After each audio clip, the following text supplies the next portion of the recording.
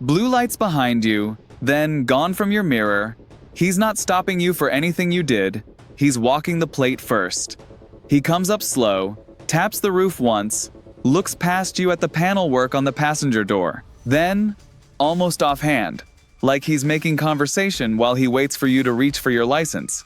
Is this your car? 4 words. It sounds like nothing. It is not nothing. Whatever you say next doesn't just answer his question in the right circumstances. It can become the reason a search that never should have happened happens anyway and holds up in court. This exact question, asked in exactly this tone, is the reason Australia has the search law it has today. One driver's answer to it went all the way to the Court of Criminal Appeal and became the case every Australian court still cites when it decides whether police had a real reason to search a car or just a hunch.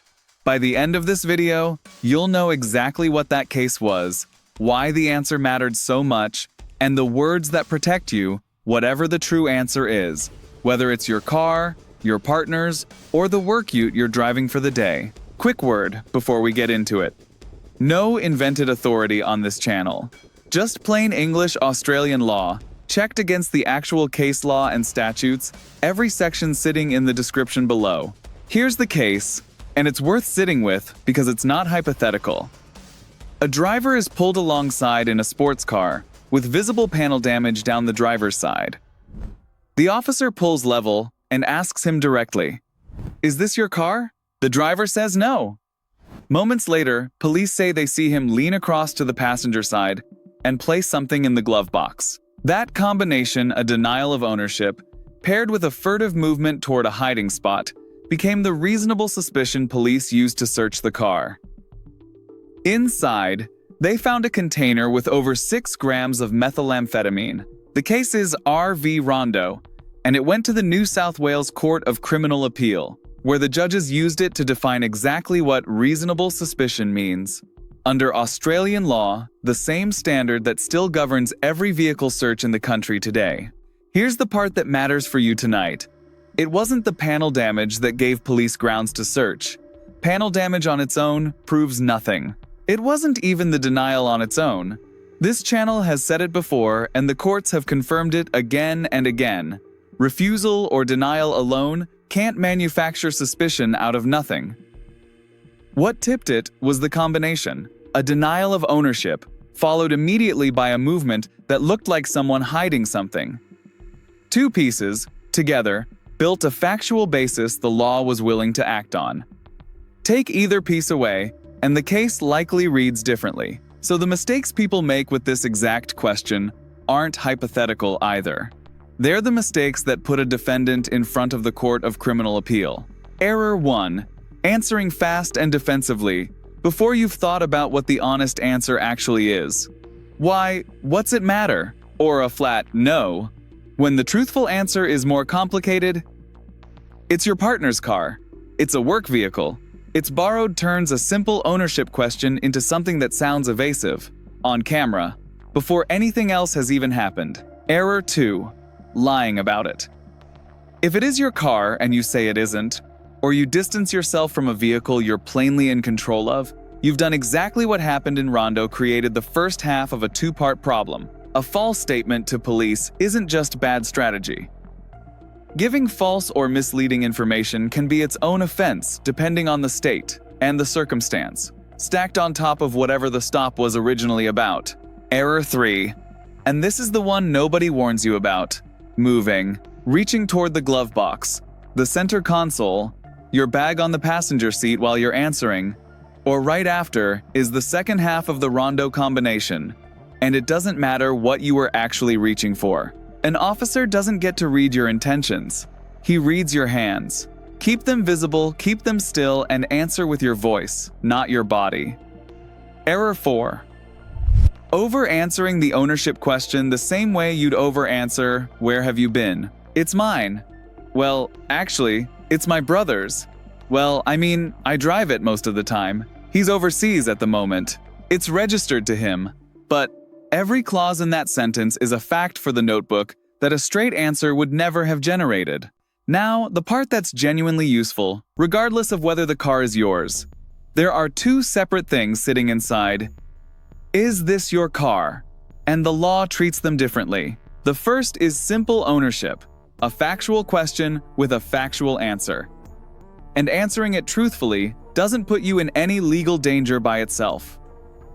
The second, the one that's actually doing the work, is authority to consent to a search. Under Australian law, only a person with genuine authority over a vehicle, the owner, or someone with the owner's permission driving it, can validly consent to it being searched. A person with no connection to the car at all can't hand over that authority, even if they want to.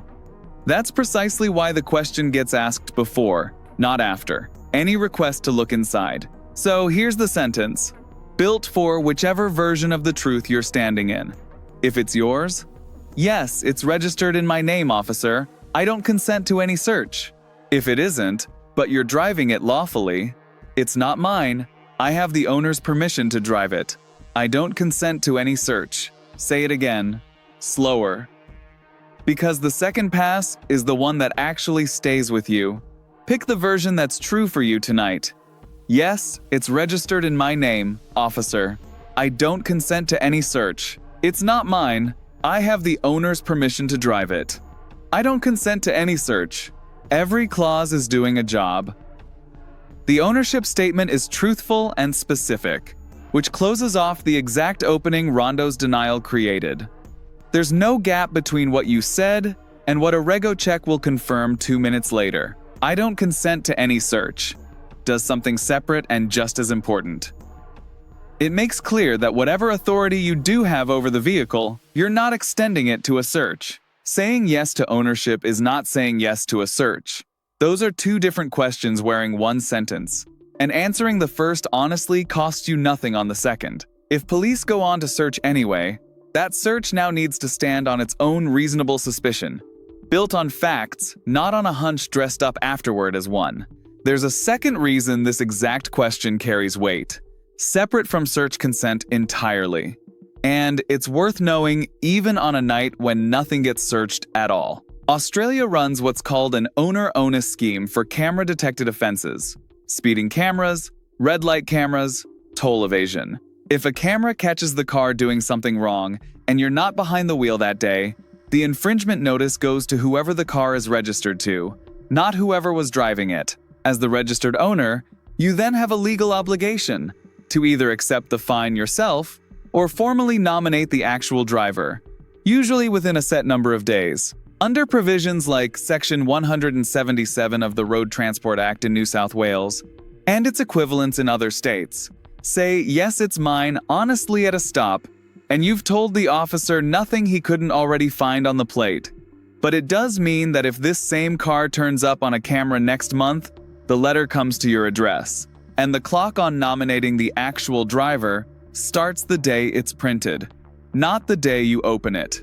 This is exactly why the second, more complicated version of the sentence matters just as much as the simple one. If you're driving a work vehicle, a rental, or a car that belongs to a partner or a parent, the honest answer to, "Is this your car?" was never a flat yes or no, and trying to force it into one is where error 4 from earlier comes from.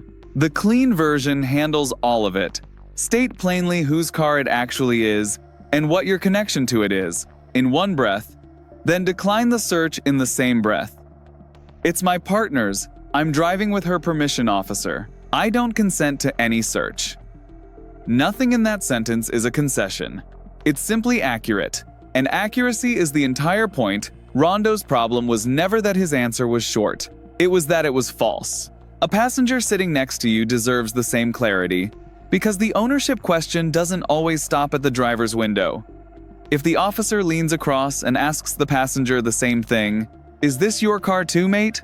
the honest answer is usually simple: it isn't. And a passenger has no general obligation to answer questions about a vehicle they don't own or control. "It's not mine, officer. I'm just a passenger." Closes that off cleanly, without inventing a connection to the car that isn't there, and without the passenger's answer becoming a second data point, the way Rondo's own movement became one for him. And the physical half of the sentence matters as much as the words. Hands on the wheel or resting visibly on your lap. Nothing reaching, nothing shifting, Nothing that could read as the second half of the Rondo combination. Calm, still, unhurried, the same instruction that's run through every video on this channel, because it's the same reason every time. A notebook can turn nervous movement into a sentence. It can't turn stillness into one. Picture it end to end. He pulls level, taps the roof, looks at the panel work. Is this your car? You, hand still on the wheel. Yes, it's registered in my name, officer. I don't consent to any search. He runs the plate, comes back clean. No worries, drive safe. Window up. Nothing in that exchange handed him a Rondo. You answered the real question truthfully and declined the one hiding inside it, and your hands never left the wheel the whole time. Now, the version of this that doesn't end quietly, because a channel that only shows you the easy outcome isn't preparing you for the real one. Same opening. Is this your car? You answer honestly. Hands still? Yes.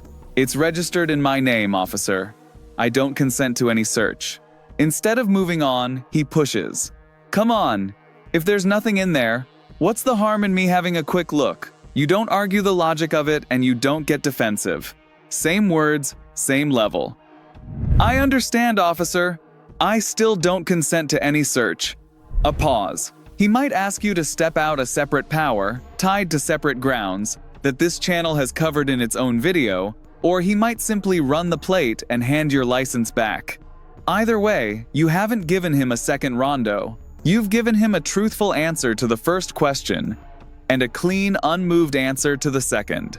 And neither one has handed him anything he didn't already have, a lawful way to get on his own. Now, the fork, because sometimes the officer already has more than a hunch before he's asked you anything.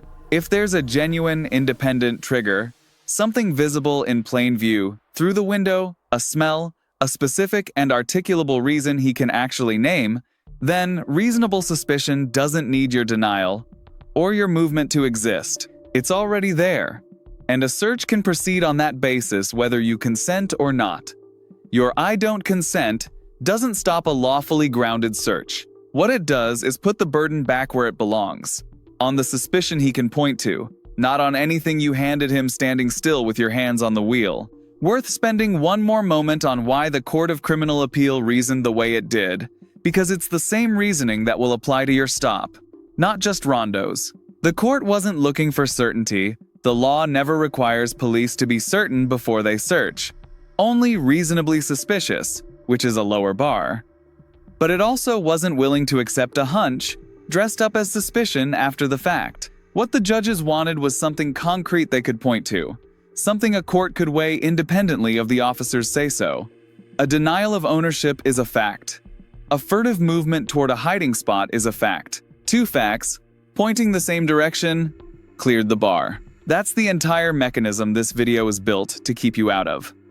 Not by hiding facts from police, but by making sure the facts you do generate don't point anywhere incriminating, because they're true and your hands never left the wheel.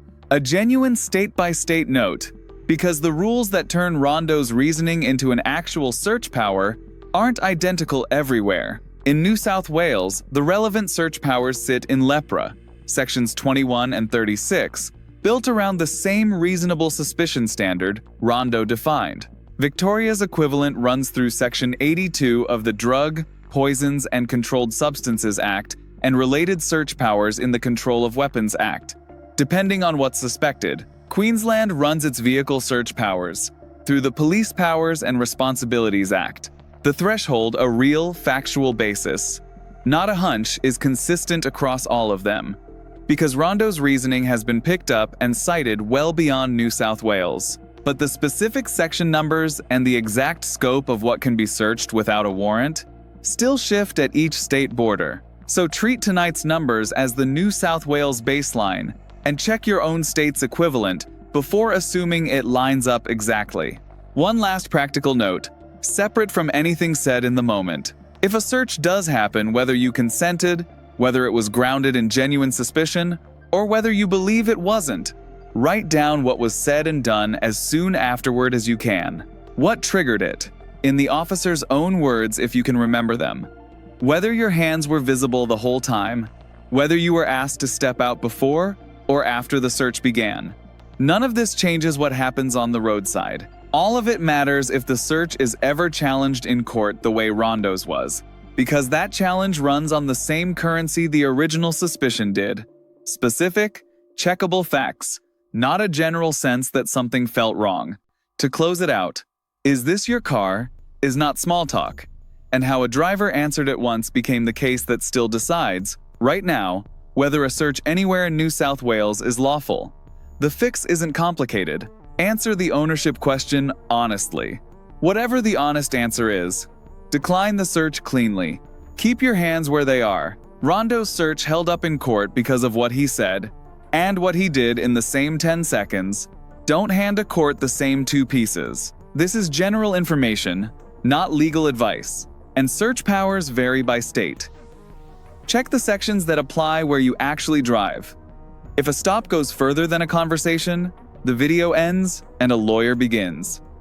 Legal aid exists in every state. Share this with whoever's ever answered no to that question about a car that was actually theirs, thinking it made them sound less involved. Tell me in the comments, did you know one traffic stop built the law every search in the country still runs on? Subscribe for the next stop, because next time, it isn't the car they're asking about. It's what's inside your phone. That video's coming next.